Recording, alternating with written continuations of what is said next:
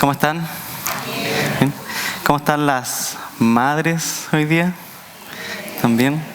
¿Me celebraron o no? Yo intenté decirle a mi hija que era el día de la mamá y empezó a cantar cumpleaños feliz.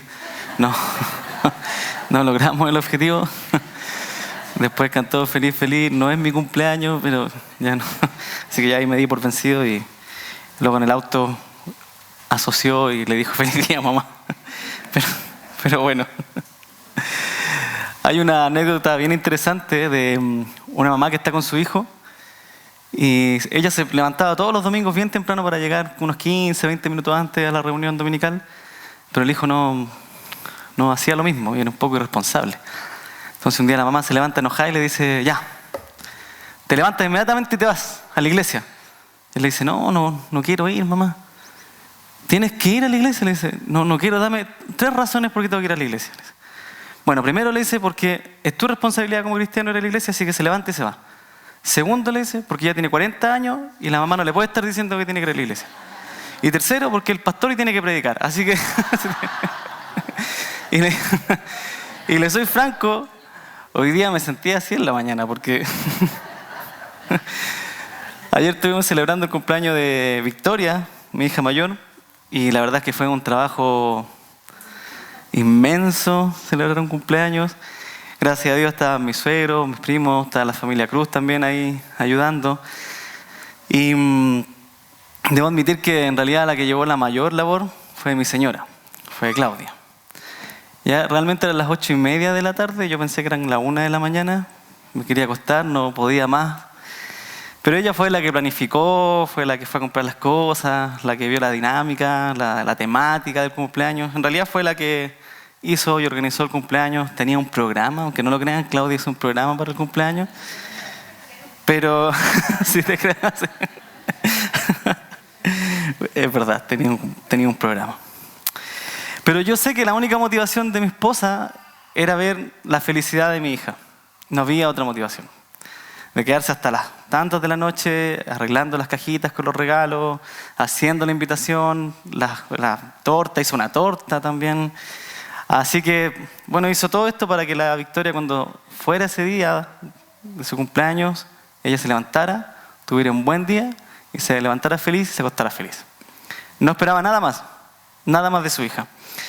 Y esto es interesante porque yo sé que todas las personas que son madres, todas las mujeres que son mamás, han entregado mucho por sus hijos. Mucho, su tiempo, noches de desvelo, preocupaciones, oración, dinero, comida. Y es por lo mismo que hoy día queremos recordar todo lo que ustedes han hecho, todo lo que ustedes hacen constantemente y lo que hacen de forma muy silenciosa, muy silenciosa. Porque cuando su hijo lleva la tarea al colegio, la profesora no está evaluando a la mamá, aunque sabemos que fue ella la que hizo la tarea. Pero usted hace una tarea muy silenciosa. Entonces queremos recordar este día y queremos primeramente darle gracias a Dios por ustedes. Queremos agradecer a Dios porque les ha dado la posibilidad de ser madres. Y muchas de ustedes les ha dado la posibilidad de ser madres ya en el camino del Señor, que es muy distinto.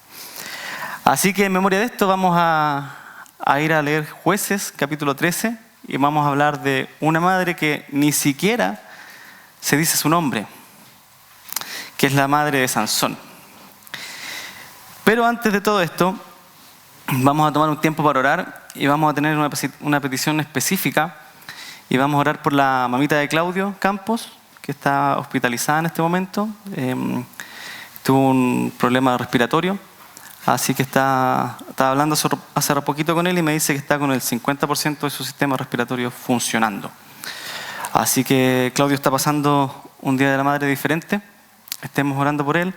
Si usted puede, mándele un mensaje, llámelo por teléfono, comuníquese también con Débora, con su señora, si necesita ayuda con los niños, si hay que hacer alguna situación, vamos a ver si podemos ir a visitar a la mamá de Claudio al hospital, si es posible hoy día. Pero estoy orando también por él, para que el Señor le dé fuerzas y para que pueda también predicarle el evangelio a su madre, que sabemos que no es cristiana. Así que tomemos un tiempo de oración. Señor, le queremos dar gracias porque nos permite tener un domingo más, Señor, delante suyo. Gracias porque nos da la posibilidad de tener este día, Señor, tan especial de recordar Señor, a las madres, Señor, a estas mujeres que usted le ha dado el privilegio, Señor, de engendrar 9 meses, Señor, a un bebito, Señor, dentro de ellas, Señor, y poder traerlo a la vida, Señor. Gracias también por aquellas mamitas que han tenido el privilegio, Señor, de poder adoptar, Señor, y poder tener hijos, Señor, y hacer esta labor de una forma, Señor, muy satisfactoria, Señor, entregando un amor que nadie pidió, pero que usted, Señor, les ha permitido amar, Señor, incluso a aquellos que no han estado dentro de ella, pero usted le ha dado ese amor para compartir, Señor. También queremos dejar delante suyo a la mamita de Claudio. Sabemos que está con una situación compleja de salud. Queremos pedirle que usted esté recuperando su cuerpo, que ella pueda estar recuperándose, Señor, de toda esta situación que está pasando.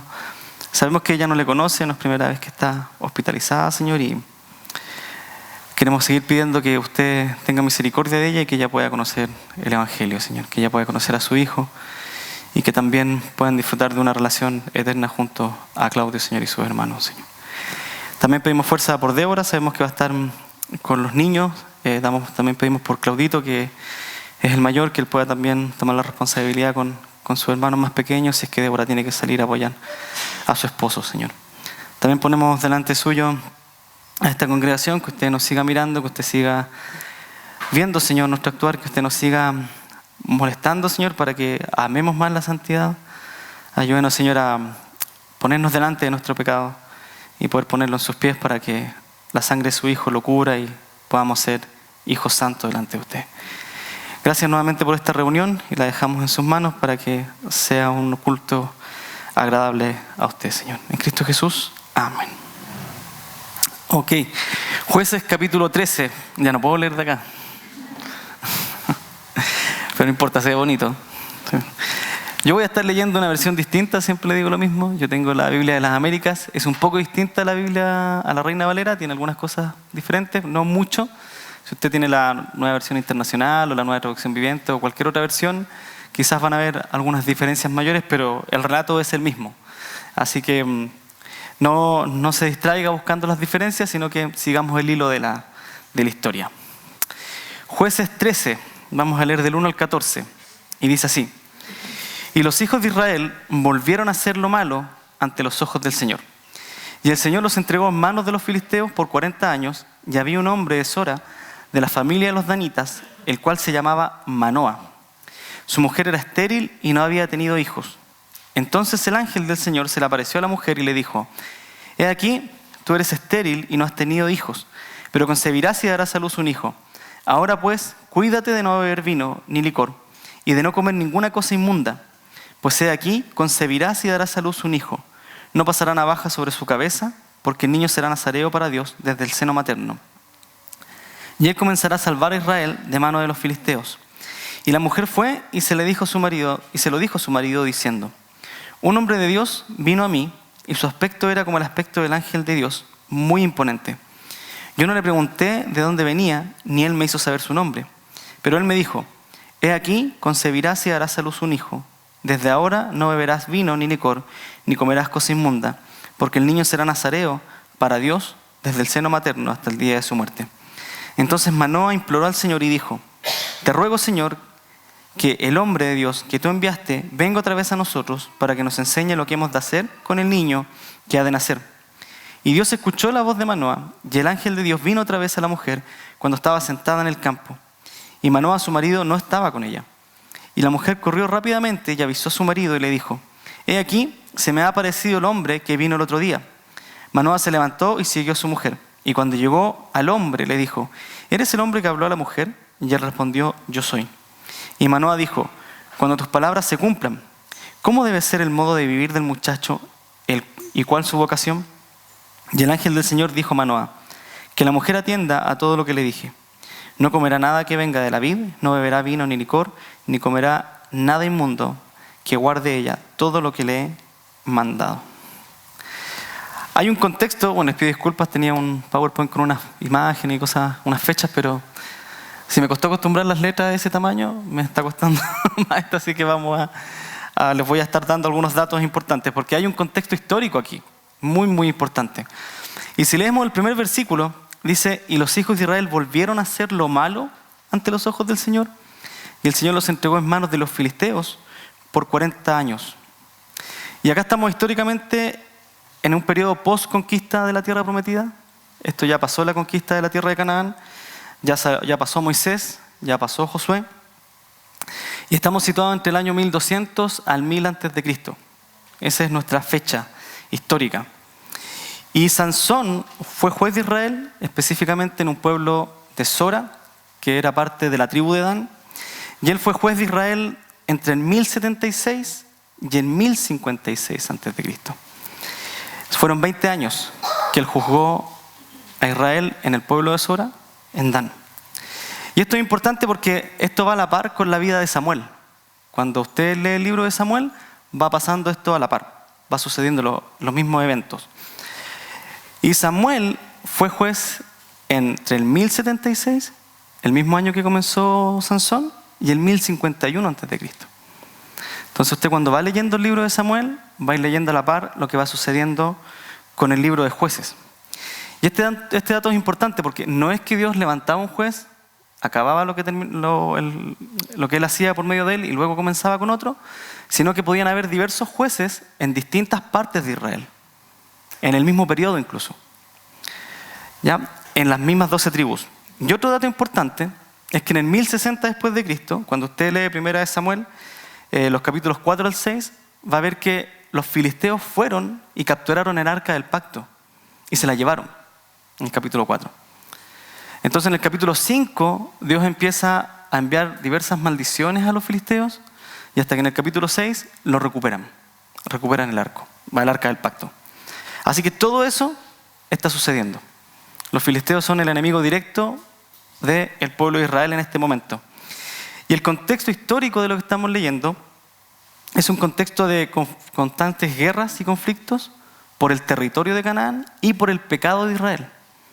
Entonces, el contexto tiene que ver con mucha tristeza, dolor, sufrimiento, incertidumbre de cuándo va a hablar Dios, cuándo Dios va a levantar a un juez para que nos libere del pueblo opresor. Y tiene que ver mucho por juicio, porque el pueblo de Israel se estaba alejando de Israel. ¿Por qué se estaba alejando? Porque el pueblo de Israel venía de un trasfondo de victoria después de salir de Egipto, de victoria por mano de Moisés, empezando a conquistar la tierra de Canaán, y con Josué terminan de conquistar la tierra. Pero cuando uno lee el libro de Jueces, dice que en ese tiempo no había rey en Israel y cada uno hacía lo que bien le parecía. Entonces estamos en un proceso de transición. Entre este tiempo, después de Josué, hasta Samuel, en el 1076, no hay rey, no hay un líder específico y Israel se quedó sin un guía.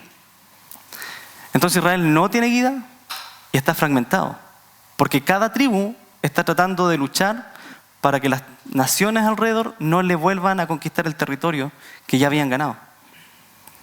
No había ni un líder. Entonces cada uno hacía lo que bien le parecía.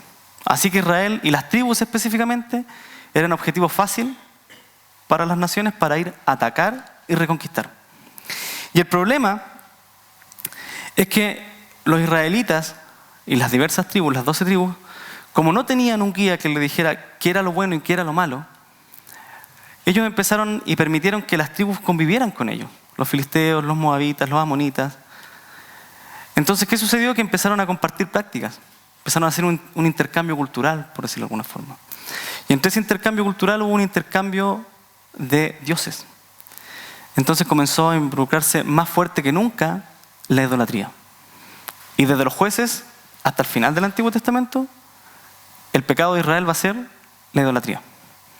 Y este gran pecado por el que Dios juzga a su pueblo tiene que ver desde este punto, cuando se empezaron a unir con las tribus, cuando no hubo un guía en Israel. Así que el contexto es bien interesante, porque imagínense, teníamos a un Moisés que hacía milagros, separaba mares, traía el maná. Después teníamos un Josué que venía con ejército fuerte y conquistaba todo lo que se le cruzaba. De repente mueren ellos. ¿Y qué sucede? El pueblo no sabe a quién dirigirse. ¿Cómo lo hacemos? ¿Vamos directamente a Dios? ¿No vamos con Dios? ¿Qué hacemos?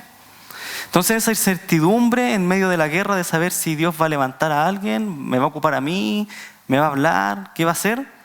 dejamos que los pueblos entren porque tienen que conocer a Dios, los sacamos. ¿Qué es lo que hacemos? Es el contexto que está nuestra historia. Y es en ese contexto que Dios va levantando a jueces en distintos lugares para ir restableciendo el pueblo. Y el libro de Jueces, la verdad es que uno lo pudiera leer como una misma historia, una historia repetitiva, pero con diversos personajes. Porque el libro de Jueces siempre va a ser lo mismo. El pueblo peca, son conquistados, el pueblo se arrepiente en la aflicción, pide un libertador, Dios le da un libertador, lo restaura y se acaba. Y eso es el ciclo del libro de los jueces. Cada juez hace lo mismo. Una tribu pecó, fueron cautivos, entonces ruegan a Dios, Dios levanta un juez, elimina a los enemigos y lo restaura. Eso dentro de la gran historia bíblica nos va a mostrar dos cosas. Primero, el pecado de Israel y nuestro pecado. Cuando no tenemos a Dios cerca, lo primero que hacemos es acercarnos a la cultura de la que Dios nos rescató. Y segundo, dentro del contexto de toda la Biblia, lo que está haciendo Dios es mostrarnos al futuro juez que vendría, que era Jesucristo, que nos iba a libertar de la cautividad del pecado, que nosotros íbamos a clamar por un rescate, Él nos sacaría del reino de Satanás y nos daría libertad eterna en el reino de su Hijo. Entonces este libro es muy importante dentro de la Biblia. Nos muestra un ciclo de cómo es que nuestra vida muchas veces cae en pecado, pero está Cristo para rescatarnos, y nos muestra la importancia del último juez, que era Jesucristo. Así que este es el contexto en el que nos encontramos. Por eso que parte diciendo, y los hijos de Israel volvieron a hacer lo malo, y eso lo va a encontrar casi en cada capítulo, volvieron a hacer lo malo, volvieron a hacer lo malo, volvieron a hacer lo malo. Y el Señor los entregó en la mano de los filisteos por 40 años. Les dio un juicio. ¿Pecaron? Bueno, 40 años bajo la opresión de los filisteos. Así que esa es la situación. Ese es nuestro contexto. Y el versículo 2 dice lo siguiente, porque es muy interesante que en este contexto Dios nos vaya a mostrar y le vaya a dar una esperanza a Israel por medio de una mujer estéril. Algo muy poco pensado. Dios en su soberanía iba a libertar a este pueblo por medio de una mujer estéril. Así que por medio de una mujer Dios va a dar una promesa y una esperanza a Israel. Y el versículo 2 dice, y había un hombre de Sora, de la familia de los danitas, el cual se llamaba Manoa.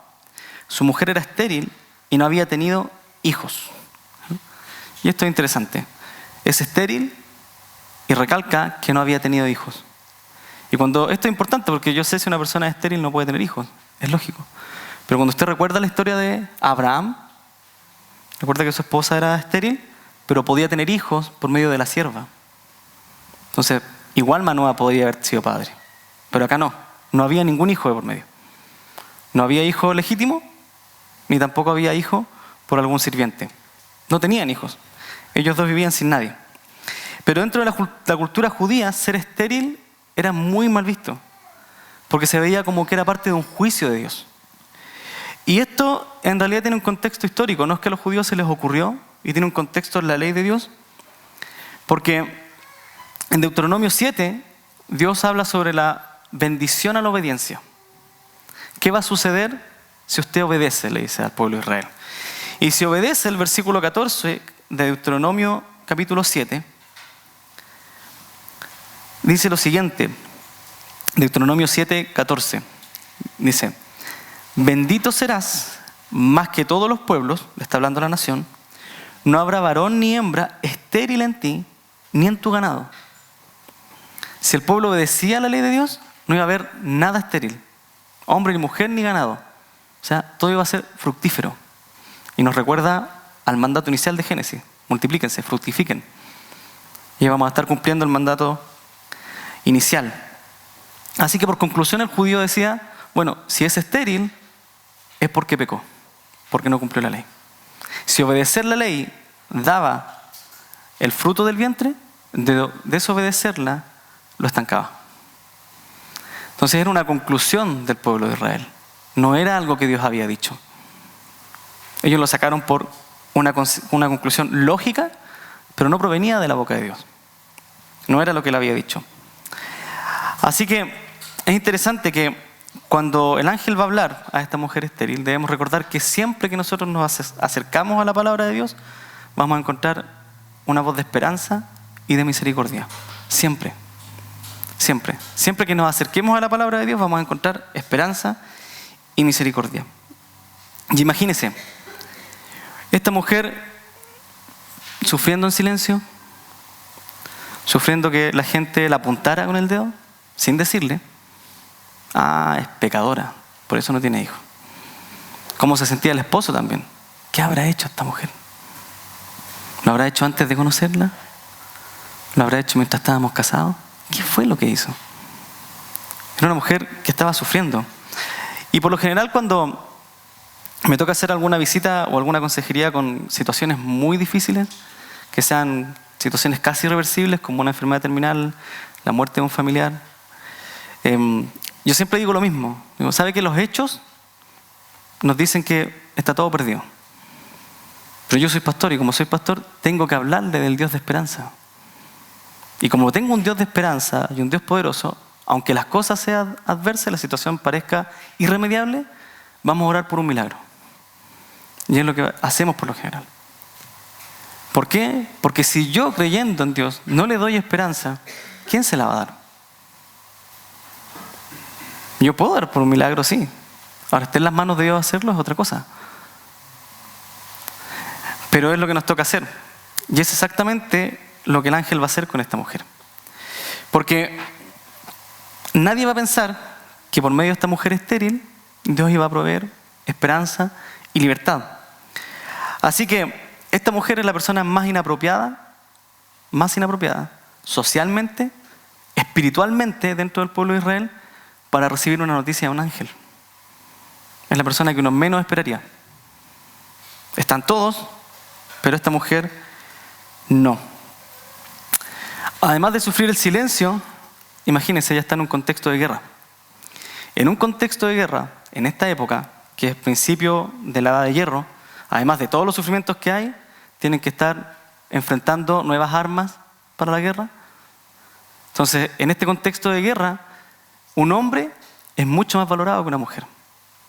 Porque la fuerza física de un hombre, lo que significa es el ejército más fuerte y más numeroso.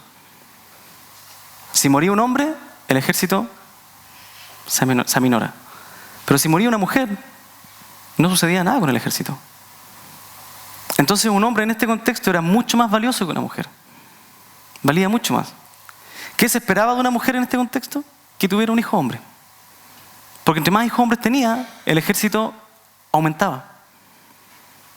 Pero una mujer estéril, en ese contexto realmente esta mujer no servía mucho para el pueblo. Era muy desechada por la sociedad. Era una mujer que realmente no valía. ¿A quién se iba a acercar a ella y decirle lo que estaba sintiendo? No tenía a quién hablarle. Así que nadie esperaba que esta mujer frágil, y en realidad desechada por la sociedad, fuera una luz de esperanza para el pueblo. Nadie. Y acá quiero hacer un paréntesis, porque entre más sufrimiento nosotros tenemos, más gloriosa es la esperanza que Dios nos puede dar. Y esto es importante porque no hay ninguna situación muy compleja que supere el poder de Dios. Entre más difícil, mayor es glorificado el Señor. Así que esta historia también nos tiene que hacer pensar que no hay ninguna situación en la que Dios no puede intervenir. Ninguna. A nosotros en el libro de Romanos se nos manda y se nos dice que todo lo que no proviene de fe es pecado. Así que pensar que tenemos un Dios todopoderoso, creador de los cielos y de la tierra, el dador de la vida, y no ponerlo al nivel de poder sanar una enfermedad, sería pecado. Si Él logró crear todo esto con solo la palabra, ¿no puede vencer una enfermedad? ¿No nos puede sacar de una crisis económica? ¿No puede sacar a nuestros hijos de una dificultad? Así que es interesante poder ver este contexto, porque si nosotros pensamos que estamos en un momento difícil, imagínense el de esta mujer. Realmente era desechada, por el pueblo, por su propio pueblo, cuestionada por su esposo y desechada por la sociedad. Realmente no tenía mucha esperanza. Y los versículos 3 al 5 nos van a relatar el encuentro que tuvo con el ángel.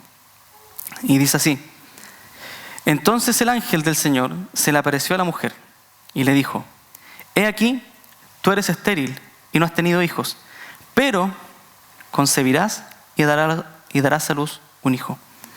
Ahora pues, cuídate de no beber vino ni licor y de no comer ninguna cosa inmunda, pues he aquí, concebirás y darás a luz un hijo. No pasará navaja sobre su cabeza, porque el niño será nazareo para Dios desde el seno materno. Y yo creo que cuando la mujer escuchó esto, no sé si lo habrá creído a la primera. Y él comenzará a salvar a Israel de manos de los filisteos. 40 años cautivos. Y aparece un ángel y le dice: lo que viene en tu vientre, estéril, va a liberar al pueblo. No sé qué tiene que haber pensado esa mujer. No sé cuántas emociones tienen que haber pasado por la mente de ella. Así que, pero yo creo lo siguiente: creo que una bendición, cuando uno recibe una bendición, siempre es para compartirla. Nunca es para dejarla para mí. Y eso desde el principio. Desde que Dios nos da el Evangelio, el mandato es ir y ser discípulos. Compártalo. Y creo que, a diferencia de nosotros los hombres, las mujeres son menos egoístas que nosotros. Y creo que tiene que ver por el hecho de ser madres. Porque ya de partida tienen que compartir su cuerpo. Nosotros no. Y creo que no es casualidad que esta mujer, al momento de tener su hijo, ella pueda asumir que su hijo va a ser el libertador.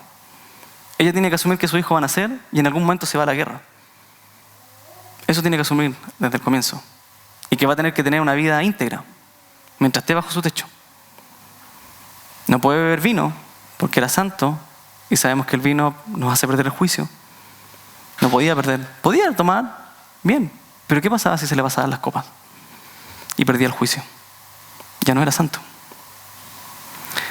No podía pasar navaja sobre su cabeza. Y esto es interesante porque lo que lo hacía inmundo, aparte del vino, era acercarse a un muerto. Y en el voto nazareo, que se explica en número 6, si usted lo quiere leer después, estos niños ni siquiera se podían acercar a la muerte de sus familiares. Si su madre o su padre moría, no se podían acercar, porque se hacían inmundos. Porque ellos venían para manifestar al Dios de la vida. No podían estar cercanos a la muerte, con la muerte. Así que era una situación compleja. ¿Cómo lo hacía si Sansón tenía que ir a visitar a su abuelita enferma? Y la mamá piensa, bueno, ¿y si se le muere en ese momento? No lo puedo llevar ni siquiera a visitarla. Situaciones muy cotidianas que la mujer tenía que empezar a lidiar. Así que esta mujer tiene que haber pasado igual que usted por trasnoches cuidando a su hijo, dando su tiempo, su comida. ¿Para qué? Para que el niño se mantuviese santo. Porque un niño no sabe cuándo se tiene que acercar a alguien o no. Ella tenía que mantener la santidad junto a su esposo. Así que hay una bendición muy grande para esta mujer de partida al saber que su hijo iba a ser una bendición. Ella, por medio de su hijo, también podía ser una bendición a la nación. Pasó de ser una mujer desechada a una bendición para la nación. ¿Por qué? Porque Dios le habló. Porque Dios le habló y se le acercó y le dijo: ¿sabes qué? Vas a tener un hijo. Simplemente vas a ser madre. Así que yo me pongo a pensar que la actitud de la madre de Sansón nos enseña cuál es el camino de crianza para nuestros hijos. Y es el camino de la humildad. Ella se podría haber acercado a su esposo y le podría haber dicho: ¿sabes qué? Ahora valgo más que tú. Es más, valgo más que cualquier mujer de Israel. ¿Por qué? Porque Dios me escogió a mí para tener al libertador del pueblo. Y no lo hizo. No lo hizo. De hecho, el versículo 6 y 7 nos cuenta que ella va y le cuenta tal cual la historia a su esposo. Ningún problema. Pero ¿qué hace el esposo? Recuerden, ella era estéril. Algún pecado tuvo que cometer. No le puedo creer todo. Él no le cree por completo lo que la mujer le dice. Y ahí estamos nosotros tan atinados como siempre, con nuestras opiniones asertivas en momentos adecuados, como buenos esposos, y nos damos cuenta cuando metimos la pata porque decimos, ¿qué hice? Y está enojada. Digo, ¿se da cuenta? ¿Qué hice? Somos asertivos, súper asertivos. A mí no me pasa eso. Versículo 8 dice lo siguiente. Entonces Manoa imploró al Señor, luego que la mujer le cuenta la historia de cómo se le acercó el ángel y lo que le dice. Entonces Manoa imploró al Señor y dijo, te ruego, Señor, que el hombre de Dios que tú enviaste venga otra vez a nosotros para que nos enseñe lo que hemos de hacer con el niño que ha de nacer. ¿Y no se lo había dicho ya la mujer? ¿No le había dicho no beba vino, no se acerque muerto, no pase navaja sobre su cabeza? A lo mejor se le olvidó algo a la esposa. Como es pecadora, quizás me ocultó alguna otra cosa. Asertivo el hombre. Así que eso está pensando Manoa. ¿Qué está pensando la mujer? ¿Cómo lo crió? ¿Cómo lo crió? ¿En qué momento de su vida Dios lo va a utilizar? ¿Hasta qué edad lo puedo tener? ¿Va a volver después de la guerra? ¿Y si los filisteos se hacen fuertes y lo matan? ¿Y si desobedece y Dios no me lo devuelve y no liberta al pueblo de Israel? Otro fracaso. Fracasé cuando no era madre, fracasé cuando soy madre. Y Manoa está pensando en que ella le engañó. Y la mujer no. Está pensando cómo tiene que criar a su hijo. Pero como les decía, la única forma de criar a nuestros hijos es el camino de la humildad. Y el camino de la humildad nos enseña que tenemos que ser obedientes a la palabra de Dios. Dios es bien claro en 1 de Pedro cuando dice que Dios resiste a los soberbios y da gracia a los humildes. Así que el camino de la humildad es la única forma.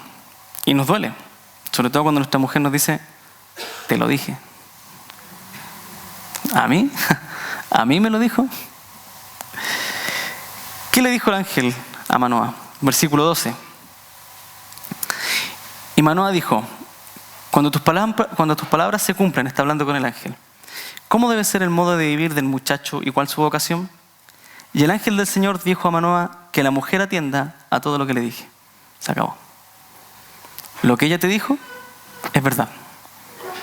Y el ángel ratifica la dignidad de la mujer. ¿Sabes qué? Ella no era pecadora. Ella no era desechada. Ella estaba diciendo la verdad. Créale. Créale a su señora. Y acá tenemos que hacer un mea culpa porque a nosotros los hombres muchas veces se nos olvida que Dios también usa a nuestras esposas. Y muchas veces las usa cuando nosotros estamos mal. El problema es que no nos gusta que nos diga la verdad. No nos gusta que nos diga cuál es nuestro pecado. Y esto es muy interesante porque a lo largo de toda la Biblia, Dios va usando mujeres también. Y Dios las usa. Y Dios las usa. Siempre comento esto, pero creo que uno de los problemas del machismo hoy día y de la gran lucha de las mujeres que dan es que nosotros contribuimos como iglesia también a esto. Tenemos un machismo oculto. Que la mujer no puede enseñar y no puede hablar. ¿Y por qué hay misioneras? ¿Y por qué hay maestras en la escuela dominical? ¿No nos pueden bendecir? No nos gusta que nos manden. Quizás nosotros debiésemos haber sido la luz para que las feministas hubiesen visto en la iglesia la dignidad de una mujer. Y no fuera. Sino que debiesen haber dicho, así como tratan a las mujeres en la iglesia, así queremos que nos traten. ¿Pero qué dicen? Lo contrario. No me acerco a la iglesia porque la voz no tiene voto. La mujer no tiene voto. No tiene voz. Recordemos que eso es Jesucristo en esto.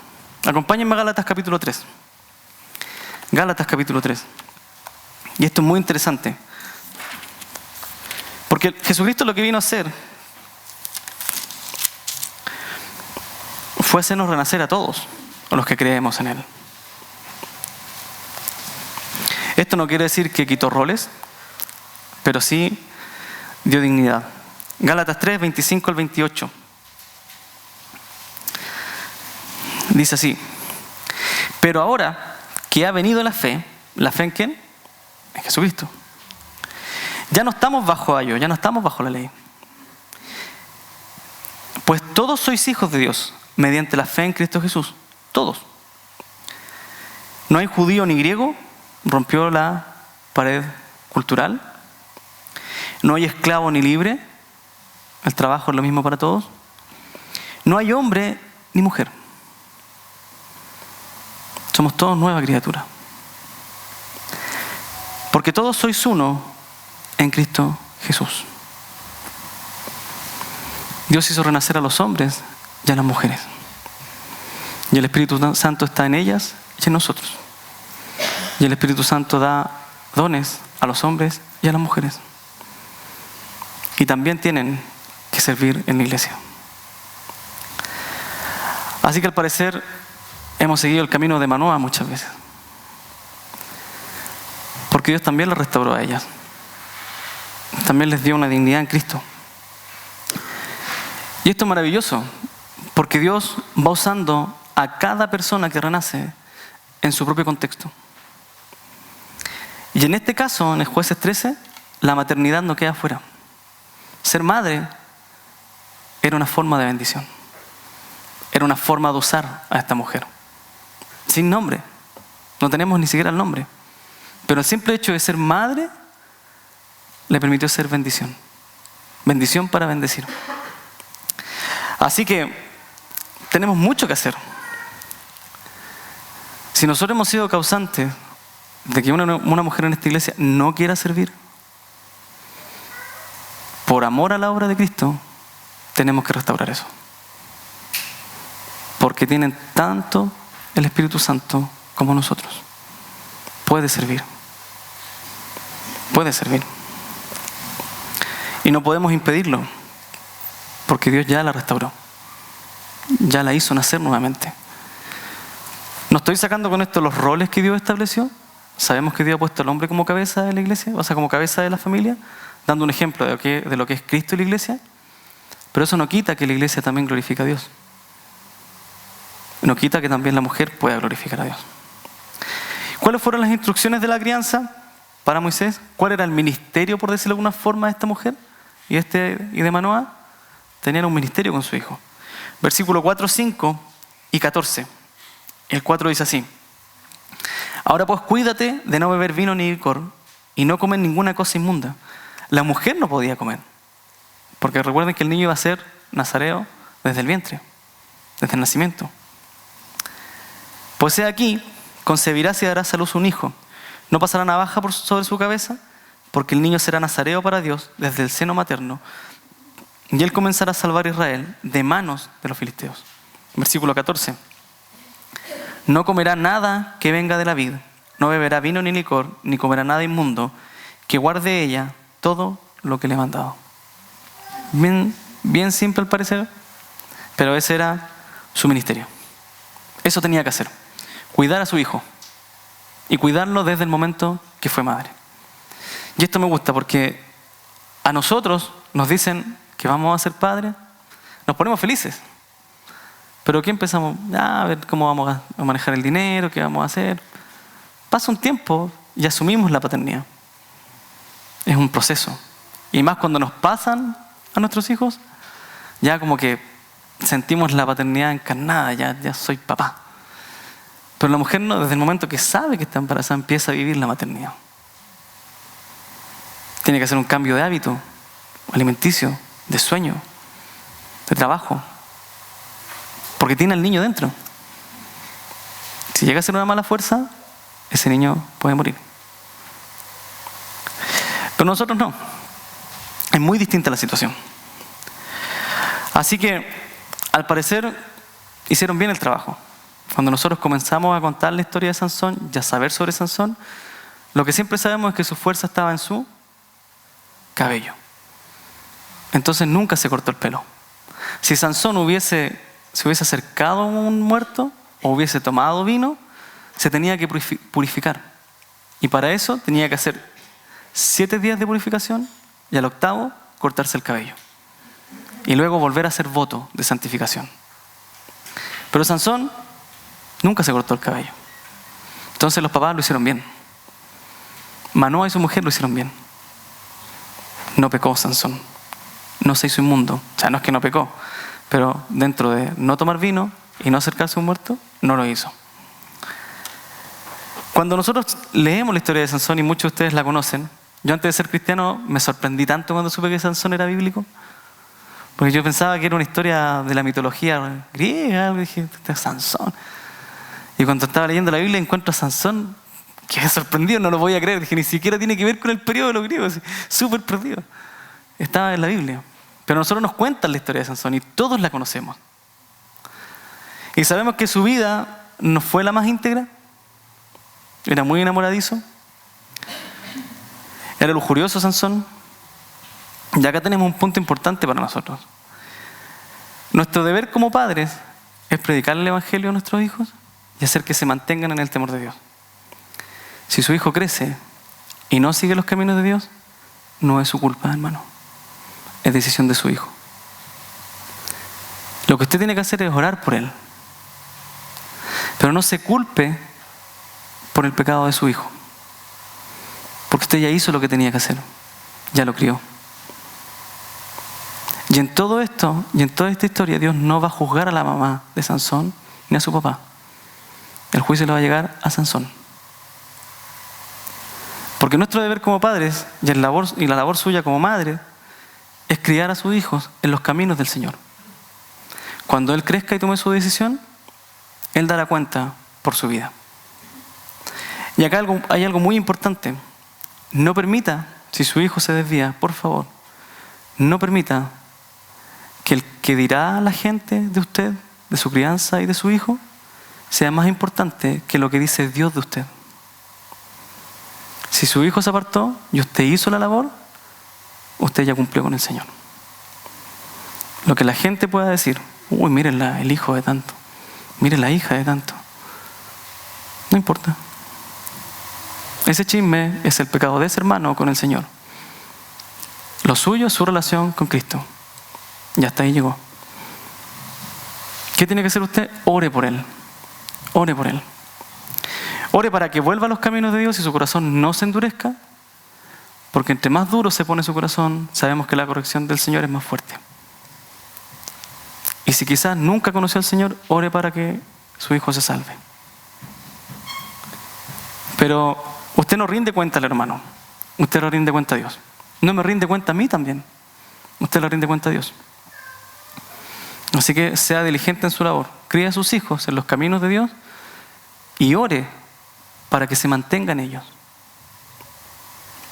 Porque cuando él toma decisiones y se quiere ir de la casa, y si se quiere ir casado o no casado, y se quiere convivir o no quiere convivir, ya ese es pecado de él. No es el suyo. Así que nuestra labor es guiarlos en los caminos de Dios. Leamos la historia de Sansón. Es larga, pero leámosla para que veamos qué fue lo que pasó con Sansón. Los padres hicieron bien. Veamos qué hizo Sansón. Jueces 16. La vamos a leer de corrido.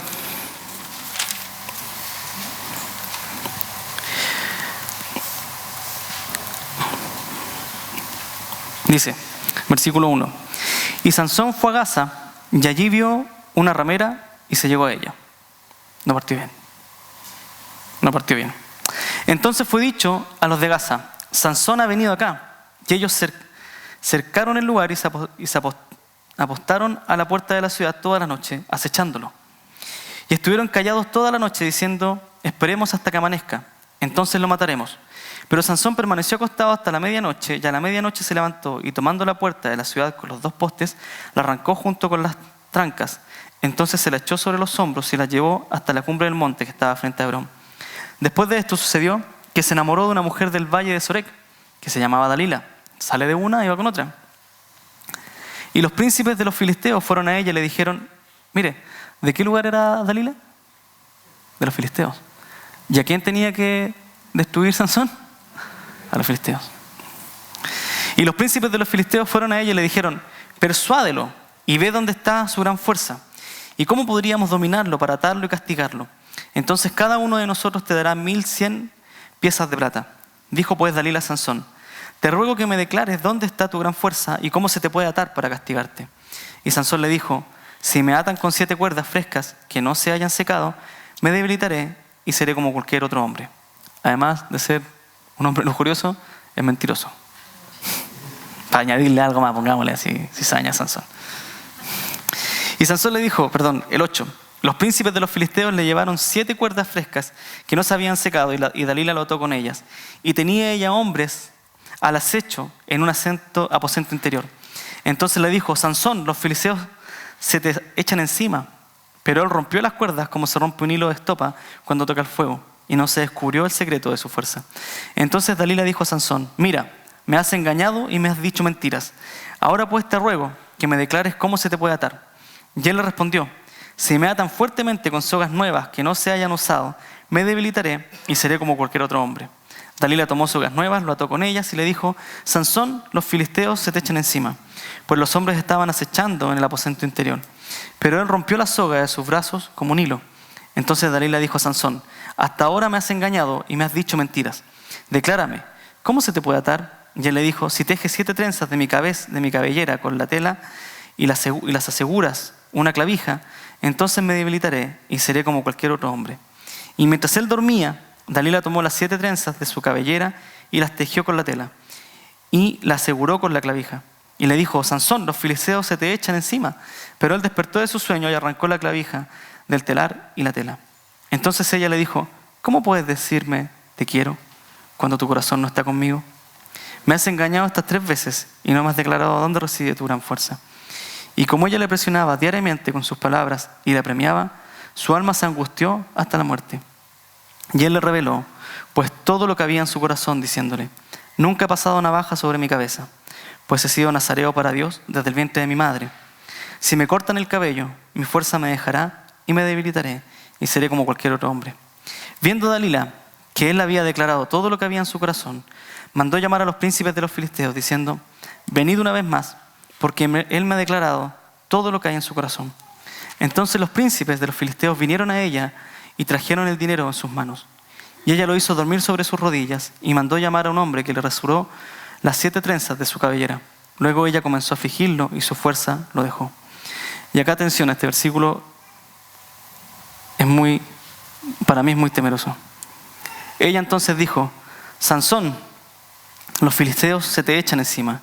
Y él despertó de su sueño y dijo: saldré como las otras veces y escaparé. Pero no sabía que el Señor se había apartado de él.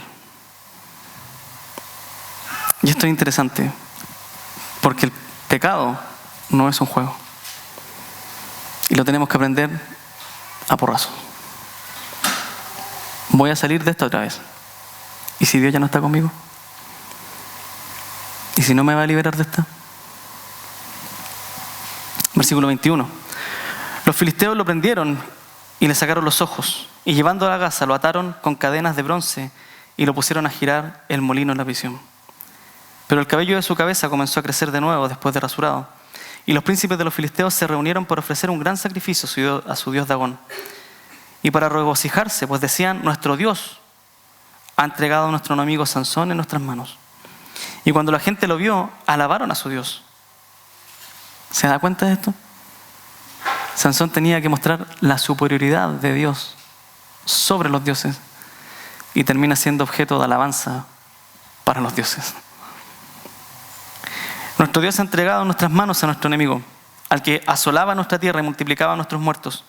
Y sucedió que cuando estaban alegres dijeron: llamad a Sansón para que nos divierta, sin ojos, sin dignidad y objeto de diversión. El bufón de la corte. Llamaron pues a Sansón de la cárcel y él los divertía, y lo pusieron de pie entre las columnas. Entonces Sansón dijo al muchacho que lo tenía de la mano: déjame palpar las columnas sobre las que el edificio descansa, para apoyarme en ellas. Y el edificio estaba lleno de hombres y mujeres, y todos los príncipes de los filisteos estaban allí. Y sobre la azotea había como 3000 hombres y mujeres mirando mientras Sansón los divertía. Sansón invocó al Señor y dijo: Señor Dios, te ruego que te acuerdes de mí y te suplico que me des fuerzas solo esta vez, oh Dios, para vengarme ahora de los filisteos por mis 2 ojos. Y Sansón asió las 2 columnas del medio sobre las que el edificio descansaba y se apoyó contra ellas, con su mano derecha sobre una y con su mano izquierda sobre la otra. Y dijo Sansón: muera yo con los filisteos. Y se inclinó con todas sus fuerzas, y el edificio se derrumbó sobre los príncipes y sobre todo el pueblo que estaba en él. Así que los que mató al morir fueron más de los que había matado durante su vida. Entonces descendieron sus hermanos, ya tenía más hermanos,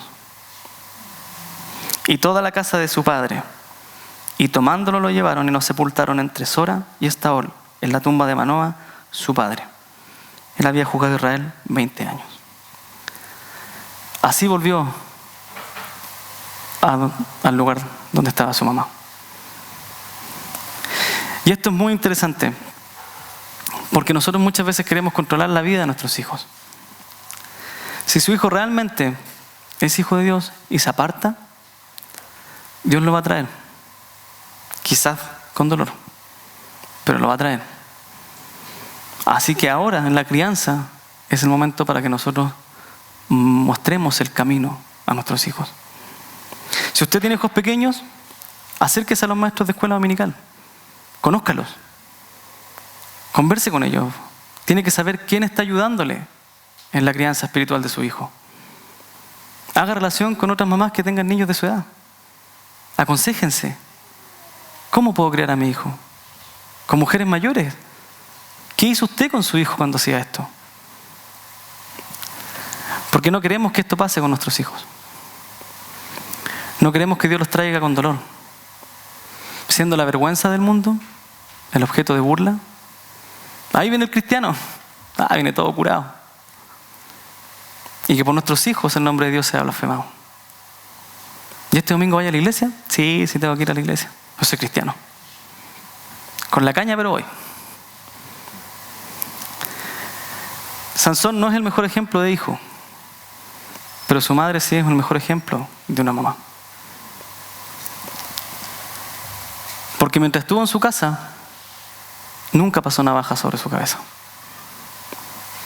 Cuando se fue de su casa, la historia es distinta. Así que, si usted tiene un hijo creyente y su hijo está sirviendo al Señor, agradézcale a Dios por eso. Ore por él. Es más, si su hijo es misionero o es pastor o está pensando dedicarse al ministerio, ore más por él. Porque él es objeto de Satanás, directo. Si él cae, caen muchos. Si su hijo se alejó, ore para que vuelva. Ore para que vuelva. Para que su corazón no se endurezca. Para que a la primera corrección de Dios, él pueda venir. Para que le tema el pecado. Y si su hijo no es creyente, con mayor razón ore. Porque la eternidad de su hijo está en juego. Insístele. Ore día y noche por él. Y si está angustiado por esto, no deje de leer la Biblia. Porque al igual que el ángel de Dios le llevó palabra, cada vez que usted se acerca a la palabra de Dios, va a encontrar una palabra de misericordia y de esperanza para su vida. Si su hijo está lejos, lea la Biblia. Va a encontrar esperanza. No es su labor traerlo de vuelta. Su labor es pedirle al pastor de las ovejas que lo vaya a buscar y que lo traiga. Usted solo debe acercarse al pastor de las ovejas, Jesucristo, para que vaya por su hijo y lo traiga al rebaño de vuelta. Les agradecemos por este día. Es su día. Tiene un trabajo grande. Tenemos, porque los padres no estamos exentos de esto. Vamos a orar por usted para que el Señor la llene de sabiduría cada vez que tenga que hablar con su hijo. Como dice Deuteronomio 6, cuando se levante, mientras está en el camino, cuando se acueste, predíquele el Evangelio. Y yo estoy seguro y me aferro a esa promesa cuando Pablo le dice al carcelero: bautícese y usted y su familia serán salvos. Yo me aferro a eso, que mis hijas en algún momento van a conocer al Señor. Hoy día pueden hablar de Cristo, recitan versículos, todo, pero no son salvas. Ninguna de las dos se salva. Así que quiero orar constantemente por eso. Y sé que mi señora, en los momentos que yo estoy afuera, ella lo hace. Oremos. Señor, queremos darte gracias porque tenemos un día en nuestra sociedad que nos permite recordar la gran labor, Señor, materna. Este gran ministerio que tú dejaste, Señor, que muchas veces en silencio, desconocido, sin nadie, Señor, que las reconozca. Pensamos, Señor, que es su deber. Es su deber ser mamá. Pero no es su deber, Señor. Tú lo dejaste como un ministerio para que ellas puedan, Señor, desde el vientre, Señor, estar acercando a esos bebés, Señor, a ti. Ayúdanos, Señor, a ser cabeza del hogar como corresponde. Y te pedimos perdón porque muchas veces dejamos este ministerio solo a nuestras esposas, Señor. Y se nos olvida, Señor, que nosotros también estamos llamados a ser cabeza del hogar, a darle tranquilidad a ellas y a nuestros hijos. Gracias, Señor, por tener mujeres comprometidas con el Evangelio en este lugar. Gracias, Señor, por los maestros de escuela dominical que nos ayudan a hacer esta labor. Te pedimos, Señor, por ellos también, por los que son padres, Señor, por los que son madres y están haciendo clases, que les dé sabiduría, Señor, para que también estas enseñanzas las puedan replicar con sus hijos. Y por los que son jóvenes, Señor, te pedimos por ellos, para que puedan ser buenos hijos, Señor, y no hagan más difícil la labor de sus padres. Gracias por todo lo que tú nos das. Gracias por mujeres como la madre de Sansón, que nos recuerda que nuestra labor, Señor, es guiarlos en tus caminos. Y tú te encargarás de ellos, Señor, si se desvían. Gracias por todo lo que tú haces. Y te dejamos, Señor, este día, que ellos puedan disfrutarla, que puedan pasar un buen día con sus familias. En el nombre de Jesucristo. Amén.